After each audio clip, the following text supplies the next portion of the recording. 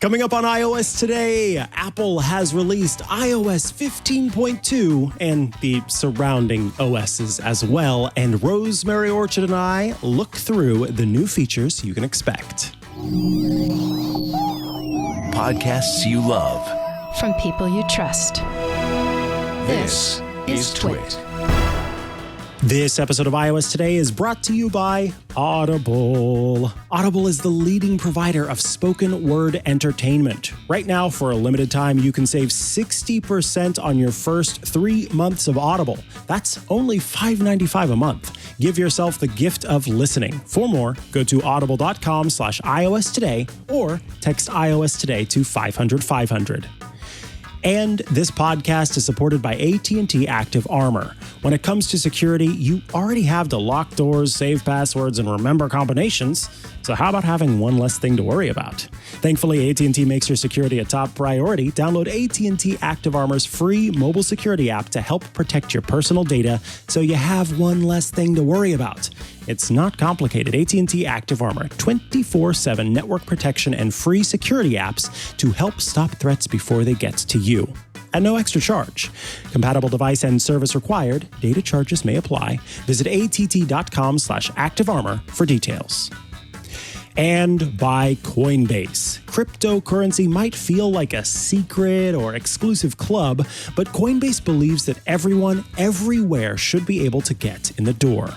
Whether you've been trading for years or just getting started, Coinbase can help. For a limited time, new users can get $10 in free Bitcoin when you sign up today at coinbase.com/iOS.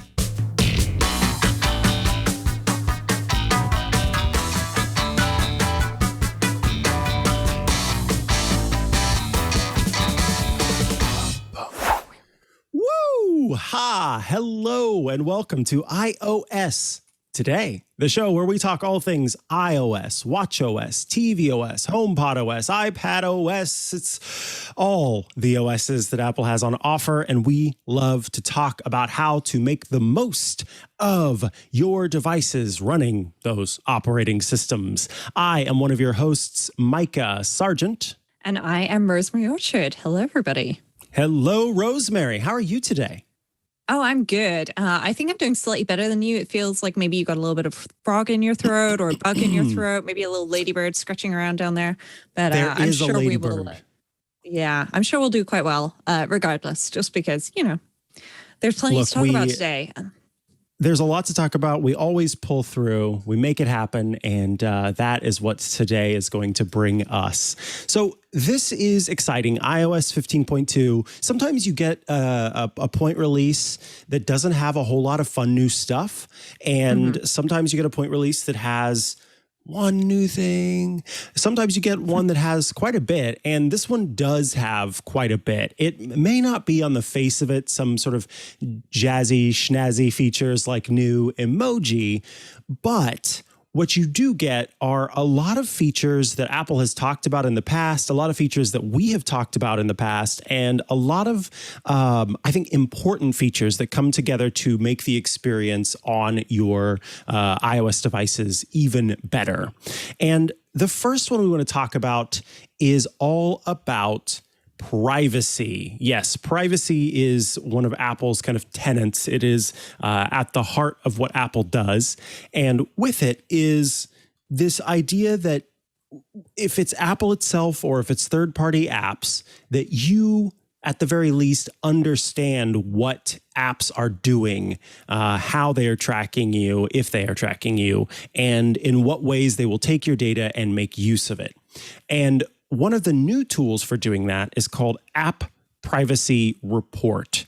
And this is not to be confused with Apple's do not track or ask to track feature, which has already been released, which is the way that an app is sort of commanded to give you the option to choose whether or not the app can track you, meaning can the app use information that it takes in its app and compare that to information outside of the app and put those two things together to figure out information about you. So that's been available. There's been a prompt that says ask app not to track for a while, but we go further with the app privacy report, which gives you visibility on how apps are using the privacy permissions that you actually granted them. So what they've said, hey, can I have access to this? Can I have access to this?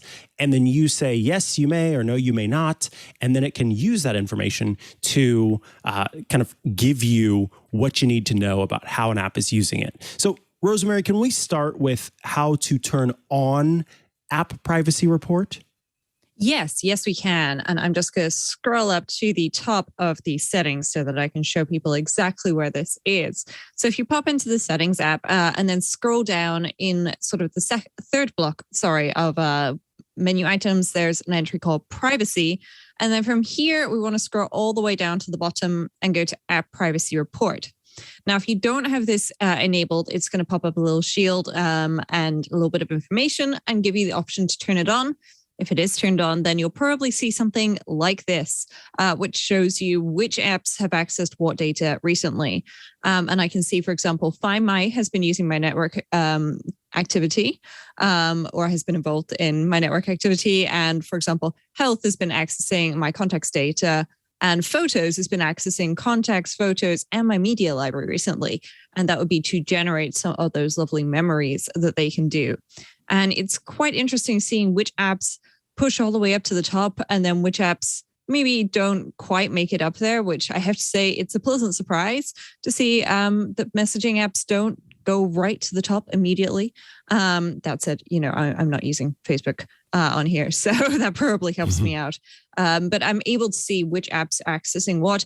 And of course, I can then change the sort by from most recent to alphabetical. So if I was looking for the Apple Store app, then I could go in and get this, go in and find that much more easily than I can just by scrolling through the recent access, because that was accessed quite some time ago.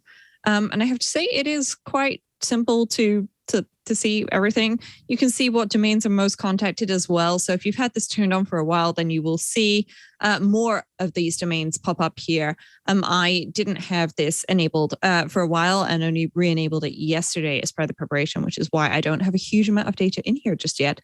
But you'll notice that some of this data is older than yesterday. And that's because Apple, of course, does have some of this information already, just doesn't collect anything that you might not need before then. So if it's not being used for other purposes, it won't yet have it. But as you turn it on and it collects data, then you'll be able to see more and more information.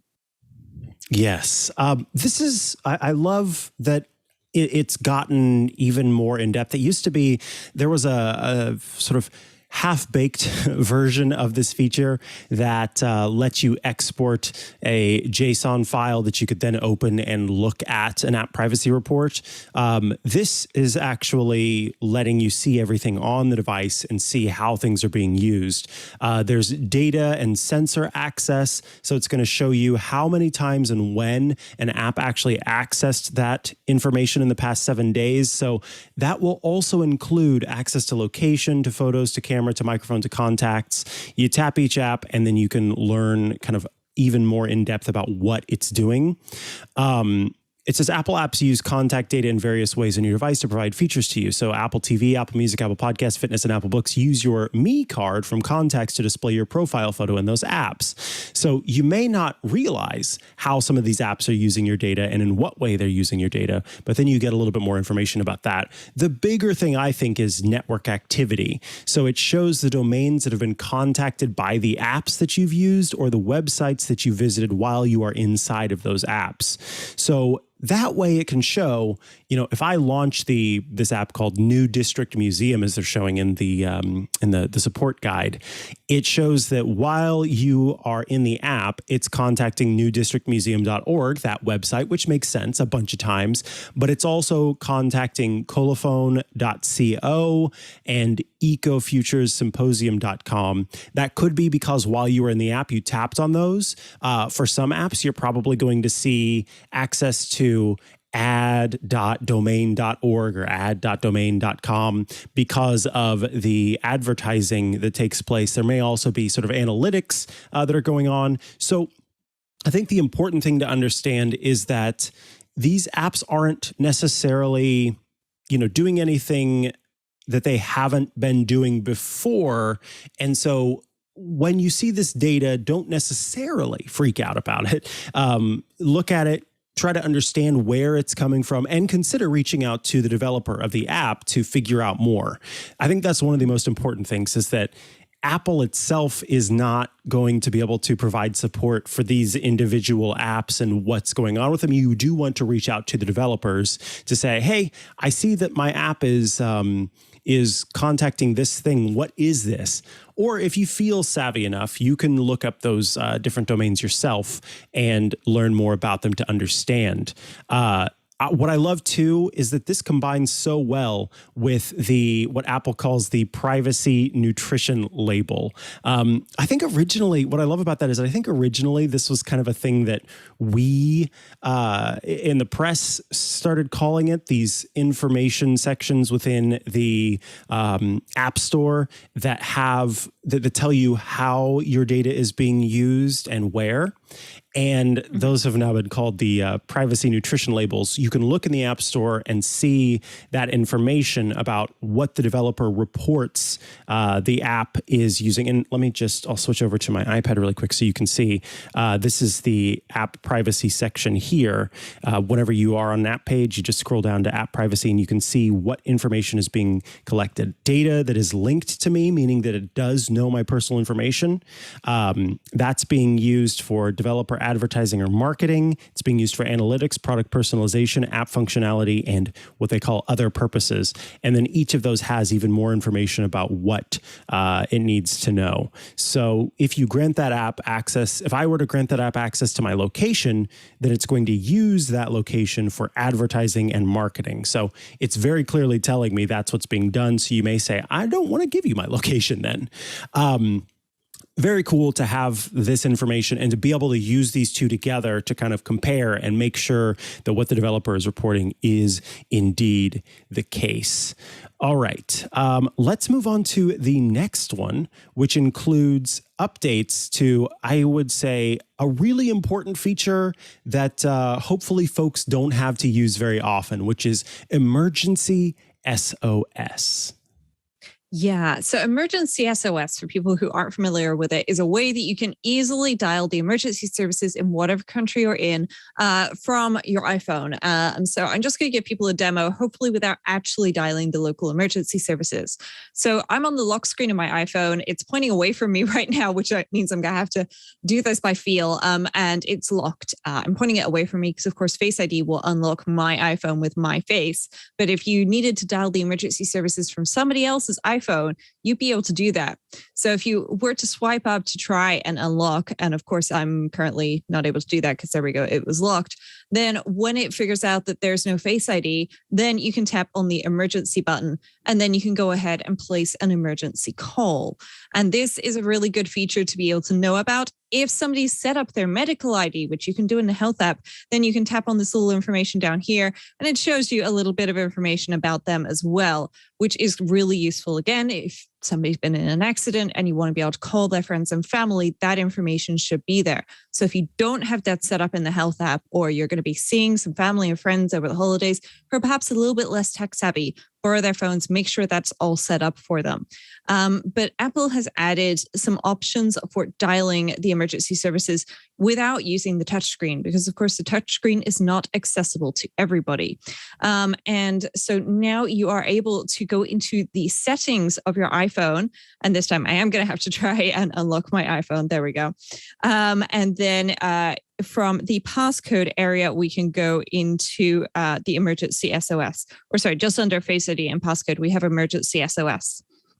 So by default, if you press and hold the volume and the side buttons on your phone, then it will dial the emergency services. I'm being very careful not to press and hold those buttons right now because I really don't want the police or the ambulance or the fire engine dispatched here when there is no actual emergency. But now we also have the option to call with 5 presses, which is really nice. So you can turn that on to make it so that when you tap the side button with those 5 presses, then it will call the emergency services. Now, from experience, it's very difficult to accidentally press the side button 5 times unless you're a toddler, in which case it's incredibly easy. So those of you who frequently encounter young children, you may want to consider whether or not that is a good feature to have enabled or not. But aside from that, there's some small improvements there, and it's very nice to be able to use that. There's also a country-specific improvement for those of you in India, where on a phone with Face ID, if you triple-click the side button, then you should be able to call the emergency services. It will start by playing a warning sound, just like it does if you press and hold the buttons on the side of an Apple Watch.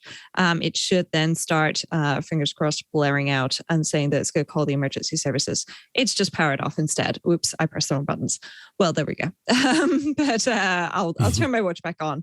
And yes, but it will blare out a sort of siren sound and then count down before it calls the emergency services. So even if a toddler has grabbed your phone and you've got that feature enabled, then you should hopefully be within hearing range to be able to grab it and disable the call. But if you have an actual emergency and need to contact the emergency services, it's even easier than it was before.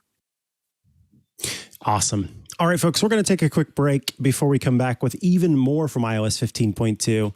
I'm pumped to say that this episode of iOS Today is brought to you by Audible. It's the holiday season, and it will definitely be more special than the last one. Things are looking up, we hope. It's finally time to gather together and exchange thoughtful gifts with the people you care about. But in the midst of all the holiday excitement, you can think about giving yourself the gift of an Audible membership. Oh man, I got to tell you right now, especially as we're in the midst of this holiday crunch, I'm in the midst of it for work, for the stuff that I've got to do for preparing for the holidays and the gathering. And I was just telling Anthony earlier, work I've got to do to prepare for people maintenance entering the home. This is the perfect time to be using Audible because you can get, this is incredible, a special offer of 60% off your first 3 months. With Audible, you can listen to more of whatever you're into because Audible has it all. We've got an unbeatable selection of audiobooks, tons of binge-worthy podcasts and exclusive originals, and they're all available to download or stream. So if you're wondering what you can get as an Audible member, here's what it is. You can choose one title a month, like the latest bestseller or hottest new release, and it's yours to keep forever. I have been an Audible subscriber for quite a long time, and I've been able to go in and find titles that I purchased years ago, and they're there just as they were before. No problem at all to go and get those titles. One of our members in the chat said they were an Audible member since 2014, and they have 643 titles in their library. Wow. Lots of titles to check out. I am kind of jealous. Here's the best part, though. You also get full access to Audible's streaming library, the Plus catalog. So maybe you're in between titles in whatever series you're listening to. This can be the time to check out the Plus catalog. You can discover your next podcast obsession, check out the audiobook that's on your bucket list, or get lost in a world of original content from celebrity creators, best-selling authors, and leading experts. The kind of stuff you can't hear anywhere else. Stream all you want as much as you want. To use your Audible membership, you'll need to download the Audible app, but it's completely free and can be installed on all smartphones and tablets. No worries. I've got it on all of my devices. I was just saying, I had to break down a bunch of boxes yesterday because I've, ordered from Amazon over time and had a bunch of boxes in my garage and in preparation for them to come and take a look. I was breaking down boxes. But I wasn't really breaking down boxes because I was listening to some audiobooks on Audible and sort of in my own little world as I was doing this physical labor. It's really nice for that, kind of zoning out, taking a journey, and being able to listen to some great audiobooks. I actually have been listening to a series from Audible called Schooled in Magic. And here's my thing. I really, really, really like fantasy, and I really like it when there are a bunch of titles in a series because it means that as soon as I'm done with one, I can move on to the next one. And Schooled in Magic, I think, has 26 titles or something like that. Just a ridiculous amount to get lost in. I love that so much. And I definitely have gotten lost in this series. If you like sort of, it's a little, magic and wizardry and learning magic, but there's so much more to this story for Schooled in Magic it just takes it to the next level. So definitely worth a listen, and especially as you are trying to kind of leave this world, whatever you're completing mundane tasks that are taking up your time. So no matter where you're going or what you're doing this holiday season, you'll always have just the right thing to listen to at your fingertips. Perfect for commuting, for being at the gym, for breaking down lots of boxes, road trips, or if you're just cozying up by a fire. Right now, for a limited time, you can save 60% on your first 3 months of Audible. That's only $5.95 a month. Give yourself the gift of listening. For more, go to audible.com/iOS today, or this is cool. We've got a short code. Text iOS today to 500-500. That's audible.com/iOS today, or text iOS today to 500-500. Our thanks to Audible for sponsoring this week's episode of iOS Today. And now we are back with the show. This first one that we want to talk about that's part of, or this next one, I should say, that we want to talk about as part of iOS 15.2 is, I think, a very important feature. And it's one that I certainly have felt the desire to avoid thinking about because it's, it's not fun to be reminded of one's mortality. But the fact is, as far as I know, nobody here is a vampire, and therefore they are all mortal.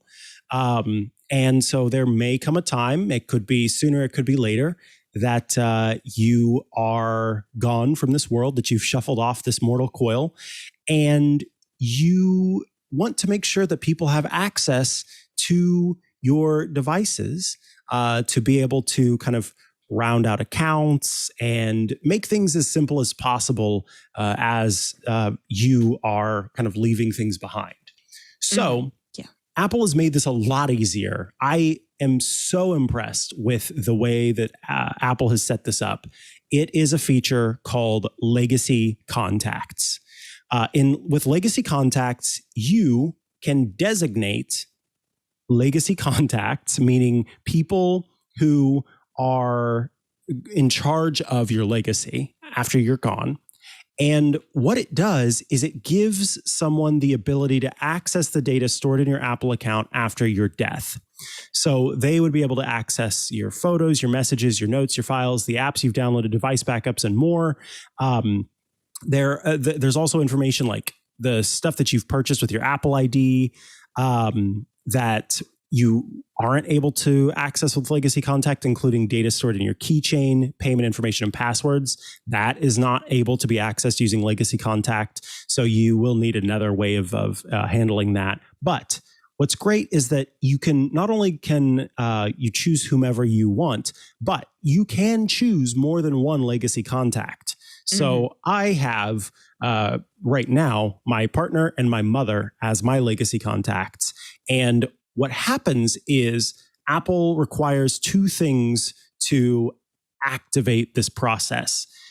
In the event that the person needs to access your information after you have passed, they will have a special key that you generate whenever you choose them, and then your death certificate.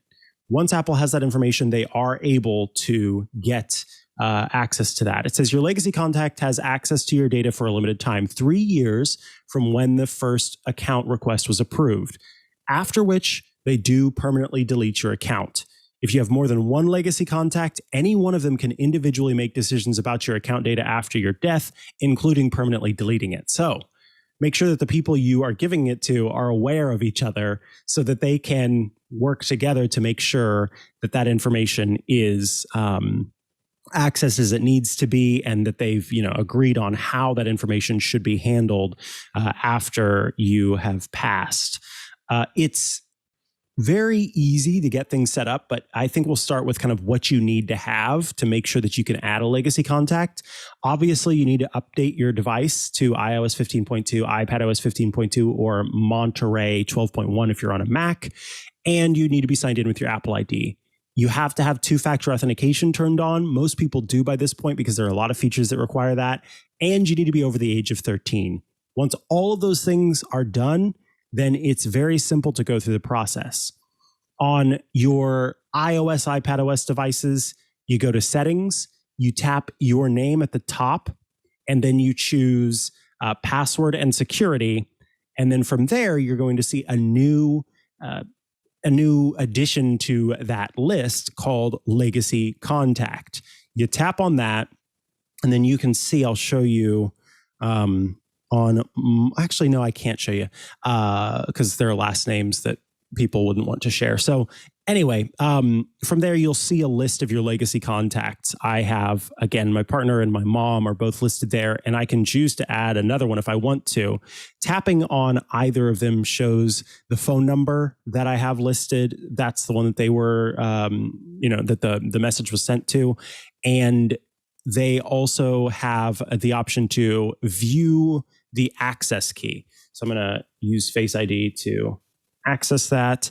And what this pops up is a QR code and the access key written out below it. You can print a copy of that, which is what I did so that I could send it to my mom as a physical thing that she could then keep in her files and be able to access in the event that she needed to. I can remove a contact at any time, add another one if I need to, and they have that information. So it's very easy at that point to set up a legacy contact, to remove a legacy contact as you need to, and make adjustments there. Now, Rosemary, Apple makes it pretty easy for a person who needs to actually access, say someone passed away. There's a site, correct, that people can go to if they need to.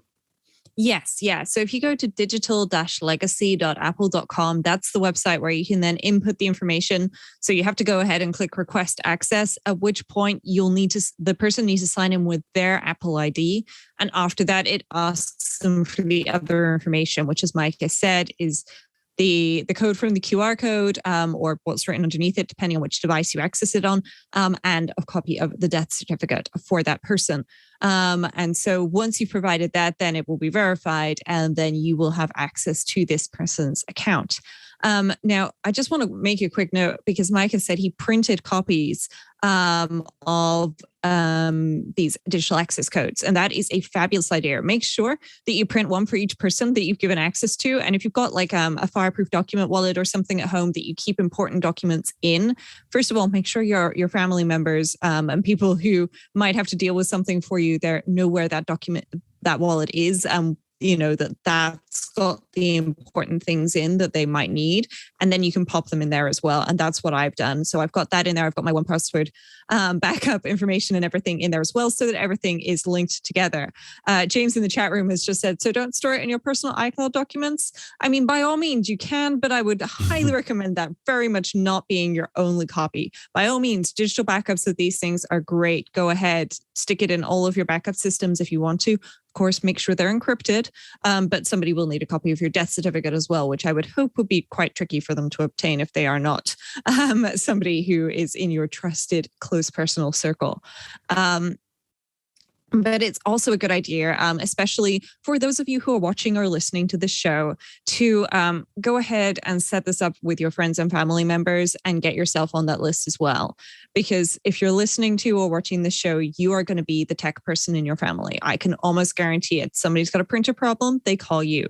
Somebody has a thing where their iPhone asks if it should install an update, they call you.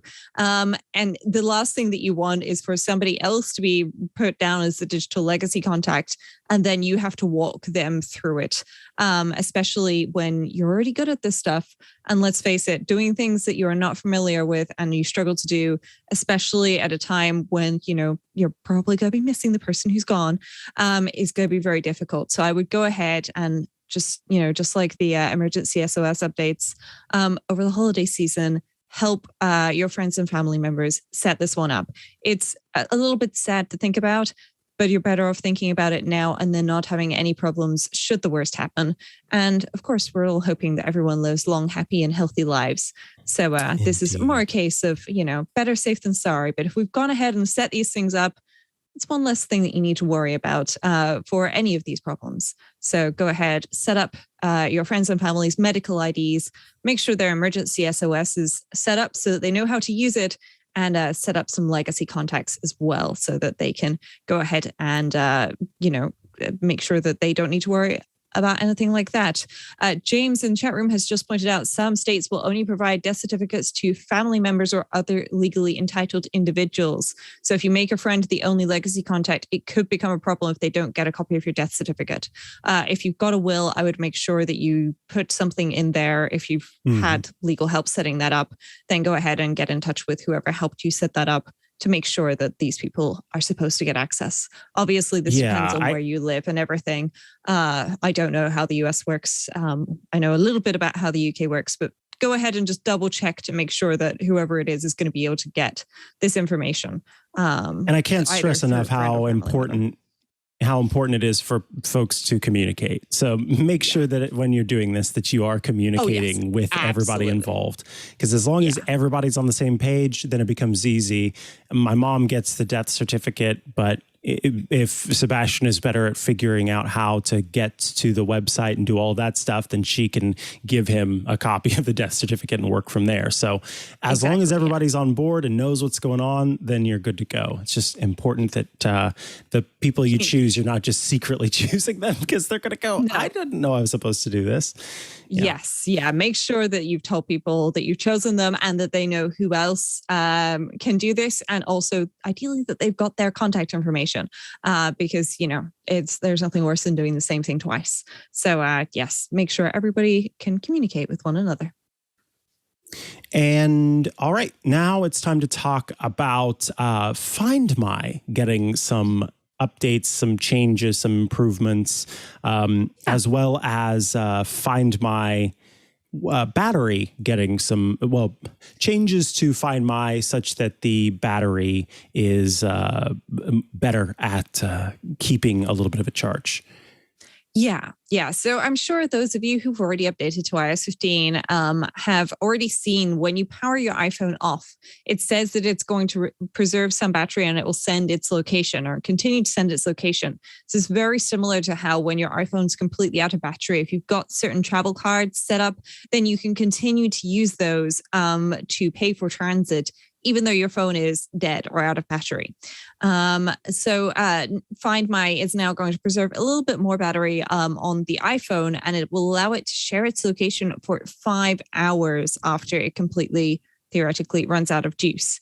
And so this is an improvement. You're not going to really see this anywhere. You're probably not going to notice any difference at all to your battery life, but it does mean that, should you leave your iPhone somewhere and need to go back and find it, even if it's run out of battery, you've just got a bit more time to find out where it is, which is really useful. That's pretty much the update to Find My. It's not really written down anywhere, but some very clever people have gone spelunking through updates to make sure that they found that information out for us. Very, very good. What's next? Yeah. So up next is a little bit of a design update to the TV app. So the TV app has been a little bit confusing because it used to be, the widget. Sorry, not the widget. It was the iTunes store on your iPhone. And now they've just added a little bit of an update, which just splits things out. So on the iPad, there's a full sidebar. But on the iPhone, now you've got a library view. You can also see Apple TV Plus Originals in their own tab. And then separately, there's the store. And I think this is very much designed to eliminate some of the confusion that people were having before, where they were looking at one page and everything that was there seemed like they thought they could just go ahead and watch it. And then they would confronted with a buy it now screen, which was a less than ideal user experience. So Apple's gone ahead and done a little bit of a redesign here, which makes it a little bit easier to figure out, what is it that you're going to buy or rent to watch next. And I think that that's really nice. This also affects the Apple TV and, of course, your iPad as well, where there are some updates to that. And, of course, if you're on the Mac, then that update's there on the Mac as well. Though I'm not sure many people use the TV app on their Mac on a regular basis. I certainly don't, but it's nice that it's consistent across the platforms. Yes, indeed. Now, this next one, I think it's important to be clear that Apple at one point was planning on releasing child sexual abuse material feature that would scan for CSAM. I mean, I can't say CSAM material because it ends in material, but scan for CSAM and use that to help keep children safe online, to help track down folks who are distributing this illicit material, et cetera. Apple's put that on pause for now. But what is available is a feature called communication safety. And this feature that's coming in iOS 15.2 is available, but it's important to understand that it is opt-in. It is not something that is activated by default. So, and I'll read from the Mac Rumors article. When it's turned on, the Messages app is able to detect nudity in images that are sent or received by children, which of course is determined by if the person that's using the device is logged in as a child iCloud account. If a child receives or attempts to send a photo with nudity, the image will be blurred and the child will be warned about the content, told it's okay not to view the photo, and offered resources to contact someone they trust for help. Originally, when this feature was announced, it would actually give you the option as a parent to receive notification if the child chose to view the nude image. Apple has removed that feature. So now, where before a parent would be notified if the parent opted into this, and if the child, instead of saying, okay, I don't want to view this, did choose to view it, it would then notify the parent. Now that's not the case. There's no notifying of parents involved with this process, and it will instead give children the ability to get guidance, get help by talking to a trusted adult in the situation. So again, a little bit different from what Apple had originally announced based on feedback that it received about the communication safety feature and how it could be used in ways that made some children unsafe if they are in a situation where a guardian or a parent is not the safest person for them to speak to. Yes. Yeah. I'm really glad that Apple listened to the feedback on this, because originally, as Micah said, they were going to notify parents. And I'm sure in the vast majority of situations, parents are indeed, the loving family figures that everybody would want. But in some family situations, unfortunately, that is not the case. And I think that in those situations, it would have been incredibly bad for whoever's involved to have had that notification go to a parent. So it's really good that Apple have listened and are providing these resources. And the anti-CSAM feature is still something that Apple is working on, but that is not this, and will be coming in a future update, but is not here today. It could, could be coming in a future update. Yeah, it could be coming in a future update. The next feature I wanted to talk about is macro mode on the iPhone camera, because the iPhone camera, especially this 13 Pro, has a really lovely feature called macro mode. However, it was a little bit difficult to use. What you would do is you would go into the camera and then you would basically just try and zoom right in with your phone, and then it would switch to macro mode automatically. And that was a little bit tricky for people because they didn't necessarily know if it was in macro mode. So now what you can do inside of the settings, if you go to the camera option, you can turn on a macro control. So now what you can do is you can go to your camera, and then there is actually an option here where I can toggle on and off macro so that I can easily see whether or not the macro mode is on or off on my photo. And that allows me to see a very slight difference. If I'm using the 3x lens, it's perhaps a little easier to spot, but then you can also see all the dust on my keyboard, which is not great. So apparently I've got some homework to do where I need to clean that out. But the new macro mode feature is wonderful. And I have to say, I really like that little toggle. Yes, I think it's a great feature, and it's nice that now we have the choice rather than it just saying, I make the decisions. It's like, oh no, but I want to be able to. All righty, we're going to take a quick break before we come back with more, including a finally feature playlist search in the music app. But I do want to tell you that this podcast is supported by AT&T Active Armor.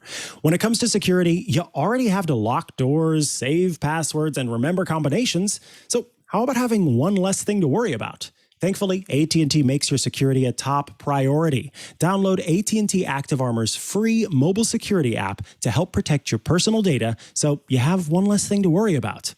It's not complicated. AT&T Active Armor, 24/7 network protection and free security apps to help stop threats before they get to you. At no extra charge. Compatible device and service required. Data charges may apply. Visit att.com/activearmor for details. All right, we are back, and it's time to talk about playlist search in the music app. Playlist search, it was there. It didn't necessarily work quite the way everybody wanted to, but you can now search inside of a playlist inside of the music app, which is even better because when you know that that song, whatever it is, I know that there's this one word and it's in this playlist and there won't be that many songs in this playlist with that word. Well, now you can go into the music app. You can open a playlist. I'm just going to pick one a moment before I switch to my iPhone here. And there we go. Christmas favorites, because who doesn't love a seasonal option? And now if you swipe down from the top, there's a little search. So if I were to search for, say, the word pup, then I would find Lonely Pup at a Christmas Shop as an option. And that is something that we didn't have before. It's really hard to believe we didn't have that. I used to work around this with shortcuts. Now I've got the music app.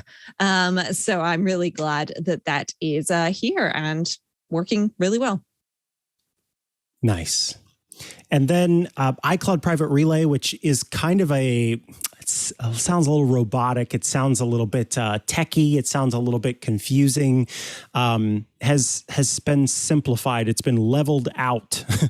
And so you can kind of understand that iCloud Private Relay, which has a whole bunch kind of involved with it, the way that we talked about it before, so I'm not going to go into super detail about iCloud Private Relay, but you'll see a new option for limit IP address tracking, which I think is a little bit easier to understand and will help to keep you safe online, especially as you move from site to site. Yes. It is important to be aware that iCloud Private Relay has been known to break things, especially, for example, those of you who use secure networks in your workplace.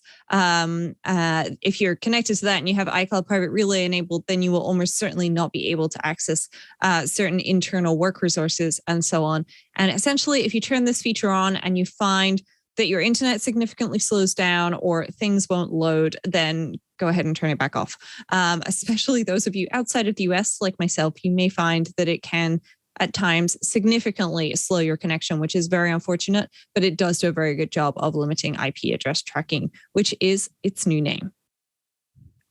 And a couple more things.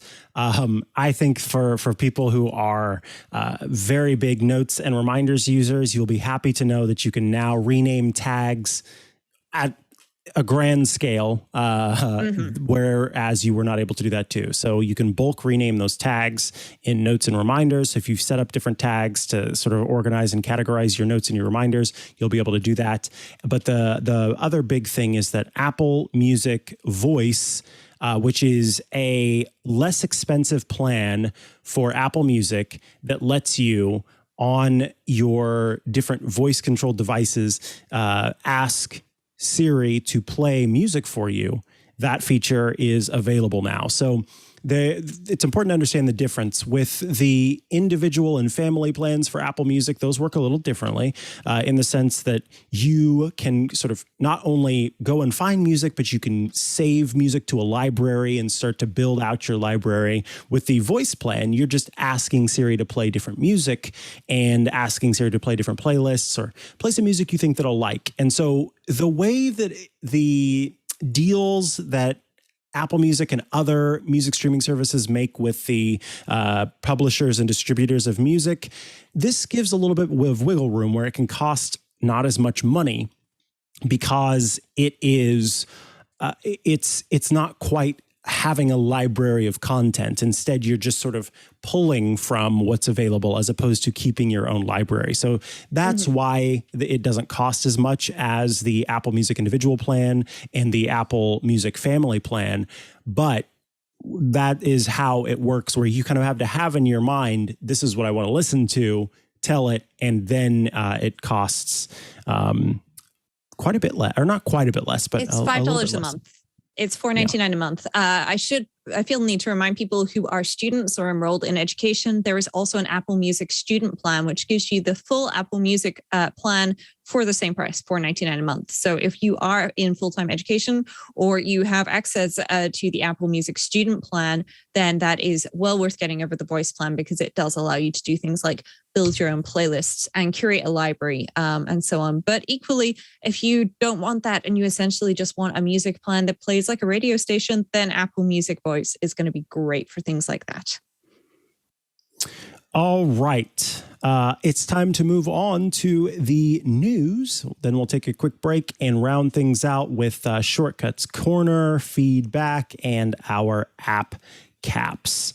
All right. Let's see what's first in the news. This is a really important thing that I think folks may or may not be aware of and may or may not understand. Can you tell us, Rosemary, about Log4Shell and what is being done about it?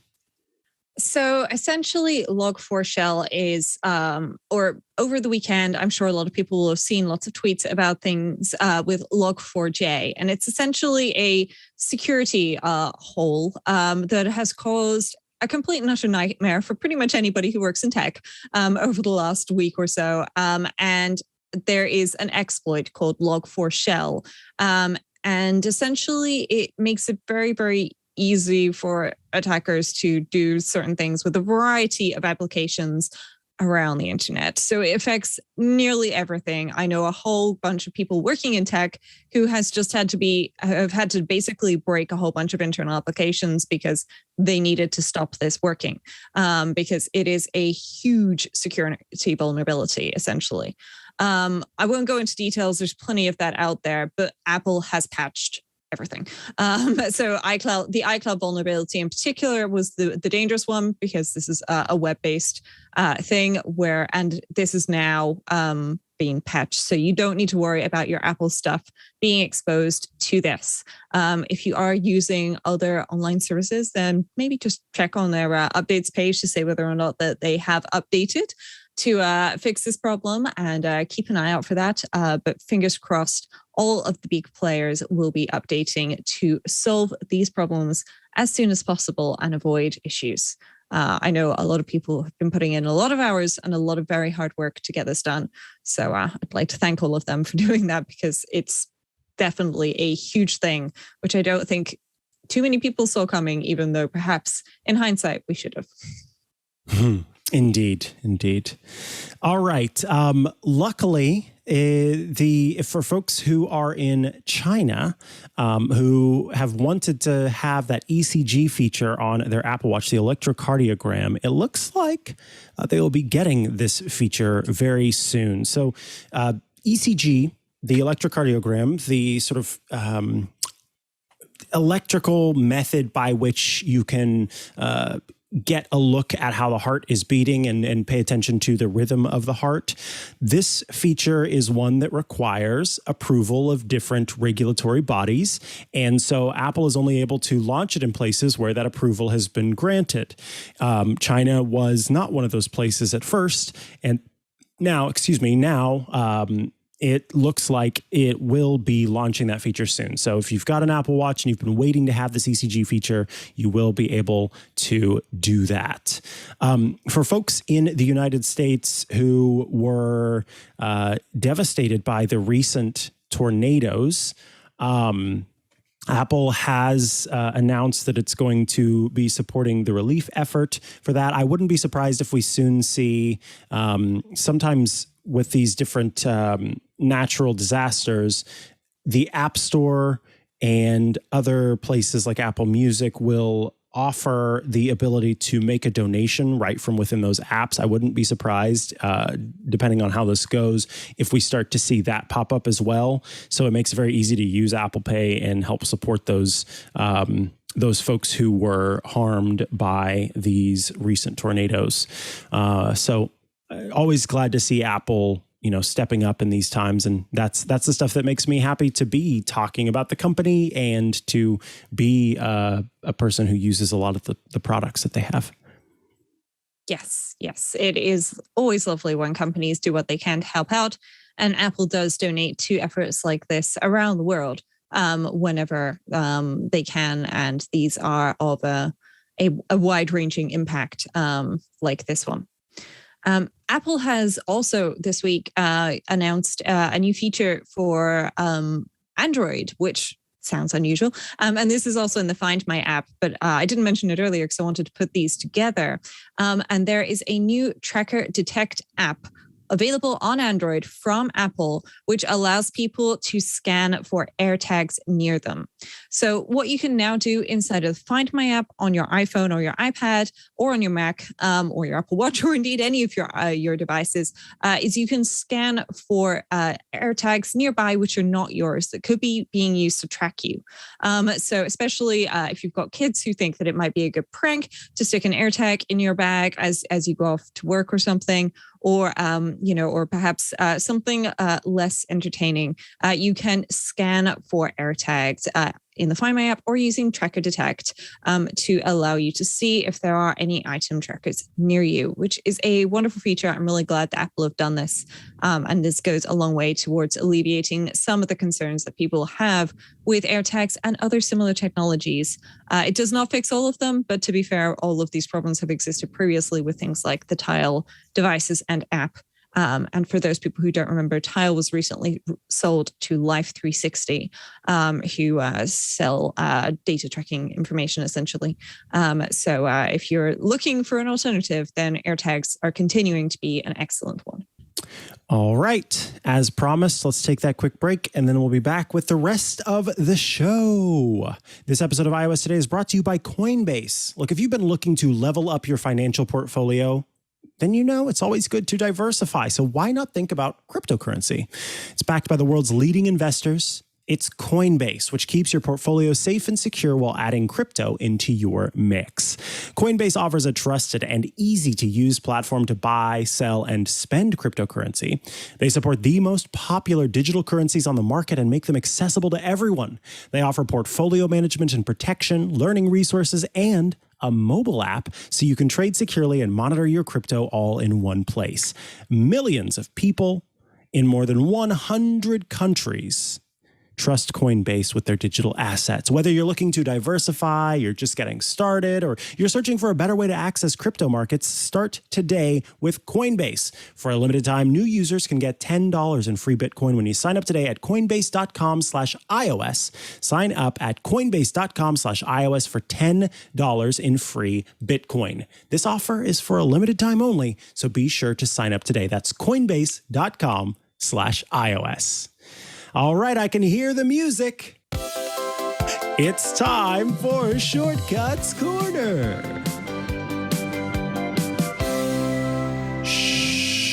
Shortcuts Corner is the part of the show where you write in with your shortcuts requests, and our shortcuts expert, Rosemary Orchard, provides an answer for you.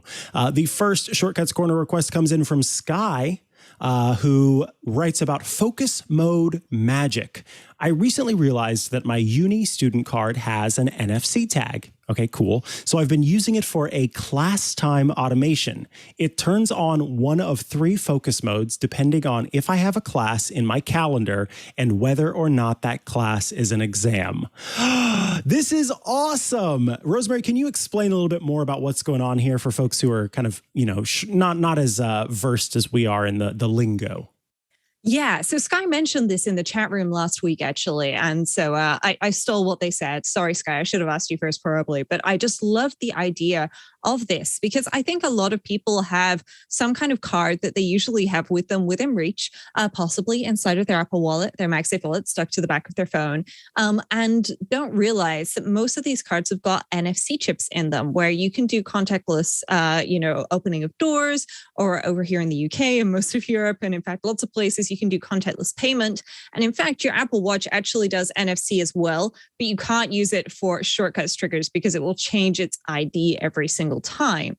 And so what Sky has done is really clever. So inside of shortcuts, in the automation section, you can create a new automation, a personal automation, and then you can say, when I tap an NFC tag, and you'll need to scan an NFC tag to set this up. So of course, here on my desk, I have a little thing which has got, among other things, a whole bunch of NFC tags in. So I'm just going to pick one up and I'm just going to scan this first one to show people. So you say ready to scan. And for people who don't know where the NFC reader is on the iPhone, it's up here at the top where the camera is, pretty much just in the middle there. So if I hold this nearby, it will read the NFC tag, and then bam, we're off to the races. We need to name it. So I'm going to call this one demo because I'm very creative with names. And then next. And then in here, you can do whatever it is.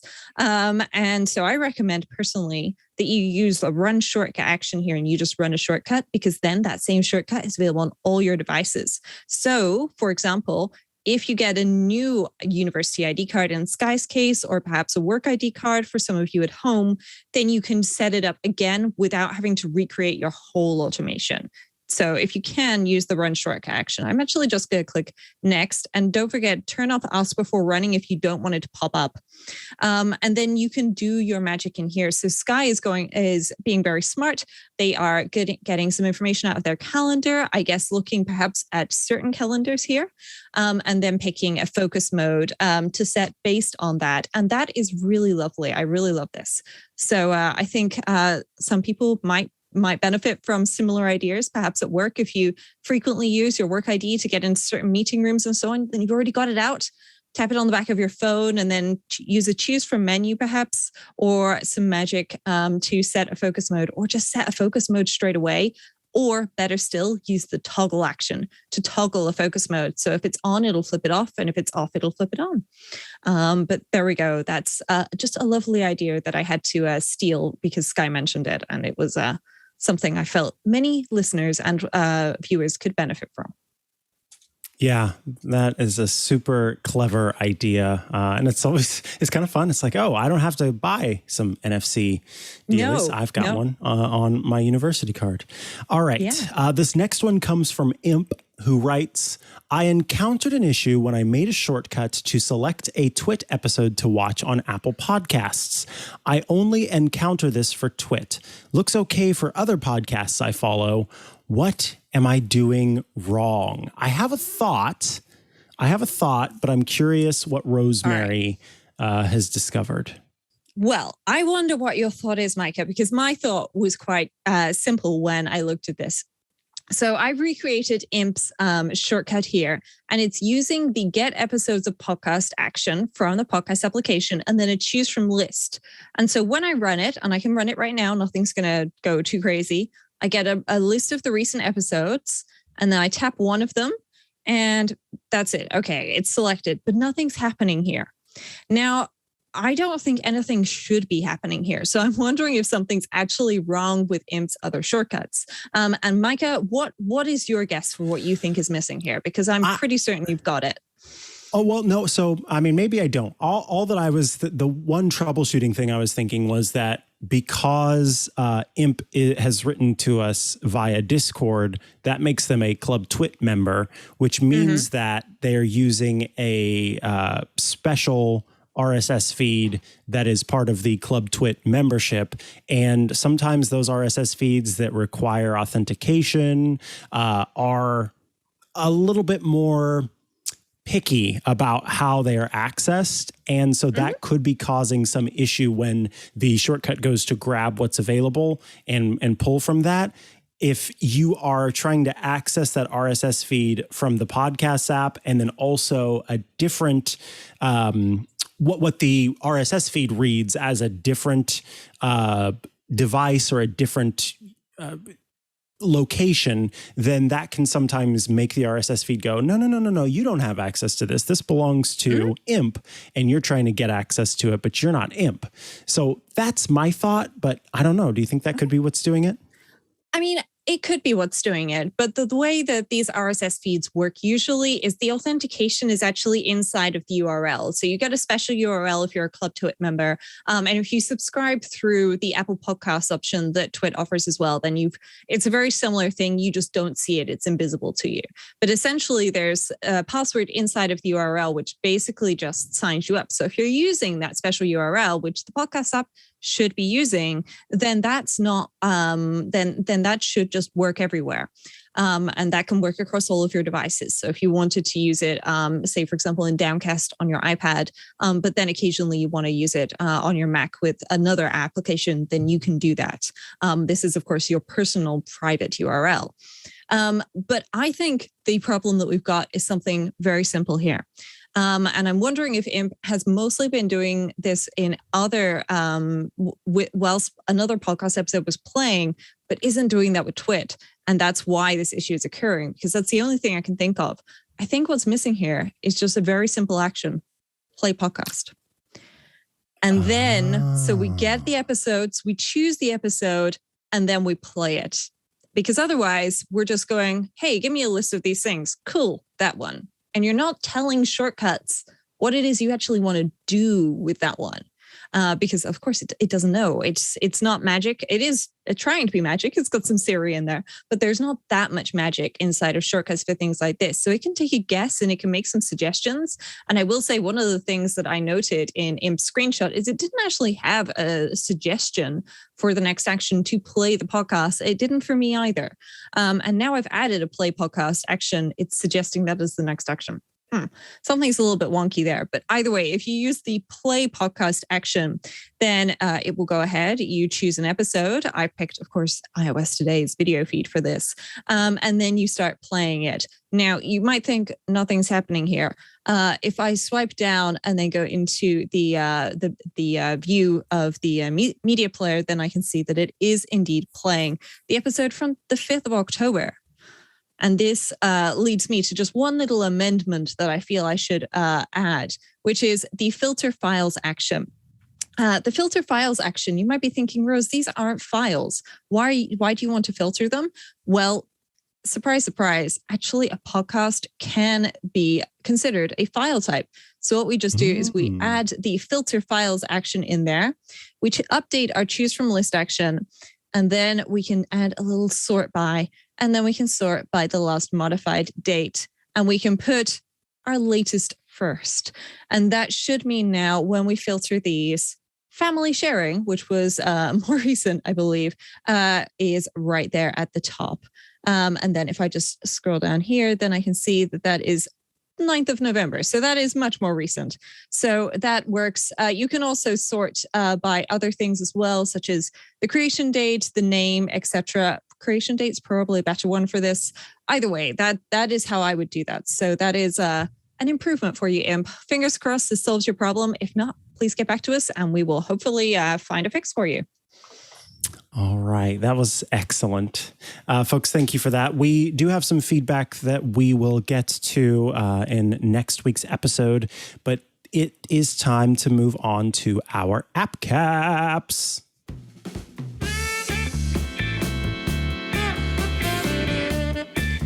This is the part of the show where we wear caps atop our heads to honor our picks of the week. These may be apps or gadgets that we are using now, or ones that we've had for a long time that we want to share with all of you. And in honor of those apps or gadgets, we wear caps atop our heads. Rosemary Orchard, tell me about the cap atop your head, and then tell me about your app pick. Well, I've managed to put the hat on top of my head so wonkily that I think I'm going to have to take it off in a moment and rearrange it. But I'm wearing, it's a Nick cap. It's got a little Santa on it, and his gloves are on the turn up of the brim, and it's got a little pom-pom on his head. It's so And then it's got cute. a big pom-pom on my hat. There's even, other side, a chimney for Santa ready to go down and some stars in the sky, which could also be considered snowflakes, depending on your point of view. And the app that I have picked for today, I wanted to show it off on my iPad, but unfortunately my iPad is not playing ball for today's show. So I have to use my iPhone for this. And the app today is iThoughts. Now, I know quite a few people who listen to and watch the show like mind mapping. And it's certainly a really critical tool for me sometimes when I'm trying to figure out a problem. And I had a couple of these at work recently where I needed to just dump a whole bunch of ideas out and then link them together and map them out and figure out, how does everything link and then display it. And one of the reasons why I really like iThoughts for this is it can do a mind map of the more traditional type where, this welcome option here in the demo, you spread out from your center to multiple bubbles, and then those bubbles can spread out to more legs and so on and so forth. So it can get, pretty deep if you wanted to. But as well as things like that, you've got flowchart options, which can be really useful. You've got flow diagrams, which are not quite the same as flowcharts. You've got top-down diagrams. You've got vertical diagrams, fishbone diagrams, all sorts of diagrams. And they're just so incredibly easy to create. And of course, if you want, you can even have all of them in the same kind of document. And I really like this app for so many reasons. It's incredibly flexible. So I can do everything I would like to do in here. And I can easily add more options, more diagrams quite quickly. There's an easy undo button for when I tap the wrong thing and I do something wrong. I can filter for specific topics or branches by, for example, modified, or when if I've got a to-do marked on it. I can hide sections as well. So if I don't want to show everything to people, that can be really, really useful too, because sometimes when I make these diagrams, I then want to show them to other people and I want to show them part of it to start with and then add a bit more information as we continue talking so they're not overwhelmed. And that thing in presentations where people put too many words on a slide and so everyone's super focused on reading the screen and not listening to what's being said. Well, this is great because then I can map everything out, give people a simplified version, but I don't have to maintain 2 copies of the same document. Because this way, if I make an update to one, I would have to go make an update to another. Not with iThoughts. With iThoughts, I can just hide the bits that I don't want them to see. And I have to say, it's great for just, being able to really quickly and easily be able to pick a template and go. And they've got some lovely templates. They've got some crazier templates as well. And you can, even get more and create custom styles and so on and so forth. And their website has got a whole bunch of options. Another great advantage of iThoughts is it's available on all platforms, and that includes Windows, because I know a lot of you folks who love iOS do work on Windows machines. And if you want to use it on Windows as well, it's a great application there too. Awesome. So this is iThoughts. It is my preferred application for mind mapping. It's $11.99 from the App Store, but that is on your iPhone and your iPad. And it's great. It supports all of the great features. And you can easily create a new document and then immediately start adding your thoughts straight away. Very, very cool. I thought it was awesome. Sorry. I am wearing I shouldn't even say wearing, placed precariously atop my head because it's too small, is a festive red fedora. Next week's episode, which will be our last episode of the year outside of the best of, is when I will wear an even more festive hat. But I thought I would just kind of sprinkle on a little bit of festivity with this red cap. All right. The one that I want to talk about is actually, it's new, but it's not. I was kind of annoyed this morning because I was reading through different news pieces and Adobe announced that they were bringing an app called Creative Cloud Express to the App Store, a free app that would let you use some of the tools that are available in Photoshop and Illustrator and InDesign and kind of bring them all together in one app. The reason I was annoyed was because what they did was they updated an existing app with these new features. And so I got a little confused. The way that I was thinking about it was I'll search for Adobe in the App Store, I'll choose the developer, and then I'll look for the latest release, and there it'll be. It wasn't there. And so I thought, well, where is it? How can I find it? So I was scrolling through and realized that they updated what's called Adobe Spark to this app called Creative Cloud Express. It's a free purchase It's a free app to download in the App Store. Then you can pay $9.99 a month or $100 a year for the extra features that you can get with it. But I'll kind of show what's going on here. If you are kind of wanting to level up your design game, this is a great way to do so because they have lots of different options for different types of projects. So I'm going to zoom out just a hair on myself so that I'm not trying to fit myself inside of this tiny little bubble so much. If you look at the top, they have different options here: a resume, brochure, menu, business cards, invitations, regular cards. But what I love is that they also have perfectly sized social media options. So Facebook covers, Facebook posts, YouTube thumbnails, Instagram stories, Instagram posts. I will choose, let's go with Instagram stories. And here are some different options. There are business, there's food and drink, there's inspirational, interactive, sales and promotions, travel, minimal, and miscellaneous. Let's go with something from the food. We'll go with this festive one in miscellaneous Instagram stories.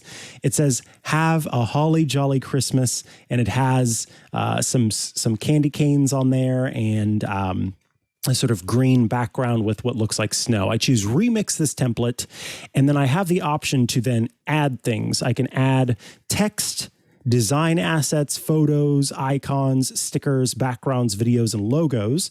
So let me choose design assets and see what pops up. You can see these different design assets that are available. Now, in the bottom right corner of some of these, you'll see this little gold crown. The gold crown means that it is a premium option. And so in that case, you will need to have the subscription. But without that subscription, you do have access to the ones that don't have a gold crown. So let's go with this red bow. I'll choose add. Well, actually, I'm gonna choose that one. I'm gonna look in retro holiday to see what's available there.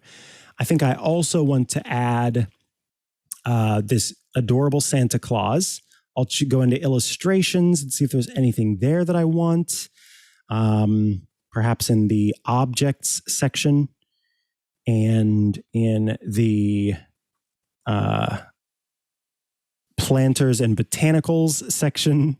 And then I will choose, none of this really works for festive, but I'm here now. So, okay, we'll go with this kind of reindeer plant strangeness, and we'll go back.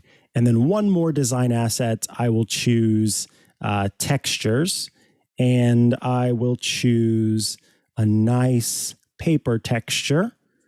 We'll go with this one. It's just a really rough kind of paper texture, and I'll choose add for. So this is going to download those different things, and I get to choose where I want to add them. Now, what's kind of nice or neat is that you can start by adding them to a collage, so it automatically can kind of organize them how you want to, or move freely. I'm going to choose move freely because I do want them to be able to be moved around. Now I've got a bunch of different things I can work with, and the first one is this paper texture. Obviously, I want to scale this up and drop it into the background. So first I'm going to make sure that it's positioned properly. You can change the order. So I'll take it to nearly the back. Basically, I just want the green to be in front of it. And then I will change the opacity of it. You can see there are different options for adjusting it, different options for making it look different, making adjustments to the warmth and everything. But the opacity is what I want to do, or blend. There we go. So I can choose multiply or screen, which will add that texture to the background. And now it is out of the way. From there, I can choose the other things that I've added to this document, including the little Santa Claus, which I will make a little bit smaller and put on the corner. The plant, which I've decided I don't like, so I can tap on that and I can go ahead and delete it. And then finally, the bow, which I will place underneath the text. So we can, and then I'm just going to move the Santa Claus up to the top. And then I think I'll make this a little bit smaller and drop it here. So now I've got my Santa Claus added. I've got my bow added, and everything looks how I want it, except for right here in the background. Let me go ahead and delete that. This strange, there we go. I need to choose multiply. Let's see, normal, color. Okay, we'll just delete that, I think. I think what they did was they added a green background underneath the text to make it a little bit easier to read. And so then I could make an adjustment to the text if I wanted it to be a little bit clearer what's going on there, what's being said. And then, you know what, we'll call that good for now. So I was able to add a bunch of different things to this, make some adjustments, including what people are used to if they're working in Photoshop or InDesign or Illustrator with blending modes. And then I could easily save that out and drop it into Instagram, or in this case, especially Instagram stories. So if you were looking for a way to kind of level up your posting game, or if you want to design cards for the holidays. There are also some nice features, including the ability to easily remove backgrounds from things so you can make them transparent. So if you were trying to put together a holiday card and you were having trouble with it, this makes it simpler to do so. So yes, they've renamed Adobe Spark to Adobe Creative Cloud Express, and they've added some features from Photoshop, InDesign, Illustrator to make it a more powerful application. And then you can bring all of those things together to make some fun designs very easily. Free to download, $9.99 a month, $99.99 a year if you want to get access to those premium templates. But you don't need them in order to create things, because you can create from scratch if you want to. Folks, that officially brings us to the end of this episode of iOS Today. If you have questions, feedback, Shortcuts Corner requests, etc., you can send those to iostoday@twit.tv. Please don't send your letters to Santa there. Those need to go to the North Pole. We will not get them at iostoday@twit.tv. And unfortunately, we can't forward them along. So please don't send us those there. The redirection service is just completely broken this year. So that's not going to work. It's out of commission.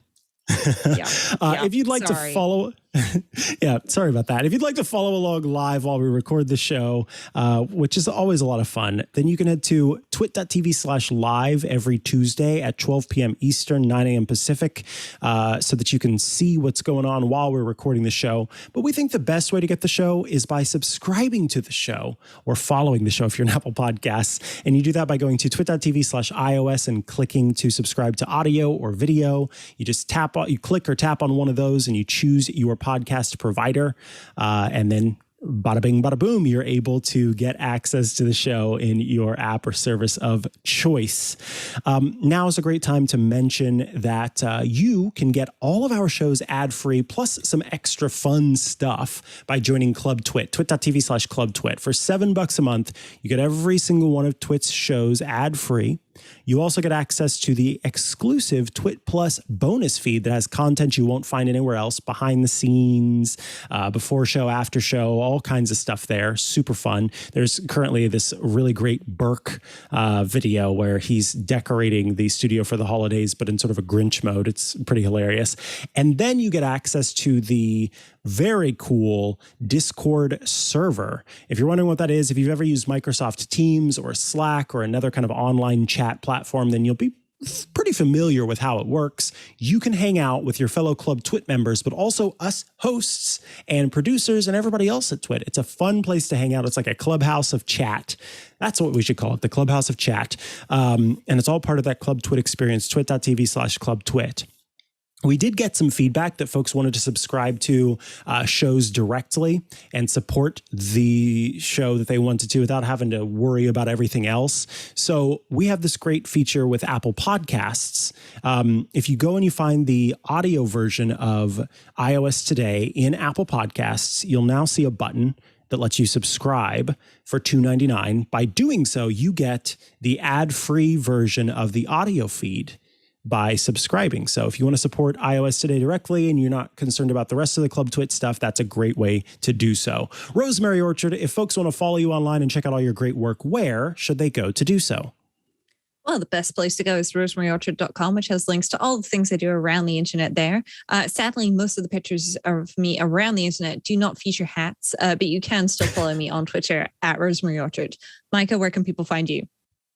You can find me at Mikah Sargent on many a social media network, or you can head to chihuahua.coffee. That's CHIHUAHUA.coffee, where I've got links to many of the places that I'm most active online. Thank you all for tuning in to this episode of iOS Today. We will see you next week for the last non-best of episode of the year. Until then, we say goodbye and goodbye for now. Bye, everyone. Have you ever read a tech news story and thought to yourself, man, I would love to talk to the person who wrote this to find out more information? Well, that's exactly what Mikah Sargent and I, Jason Howell, do each and every week on Tech News Weekly. We read the stories that matter to us, we reach out to the people making a break in the tech news, and we invite them on to tell their story. And you can find it at twit.tv. Look for Tech News Weekly every Thursday.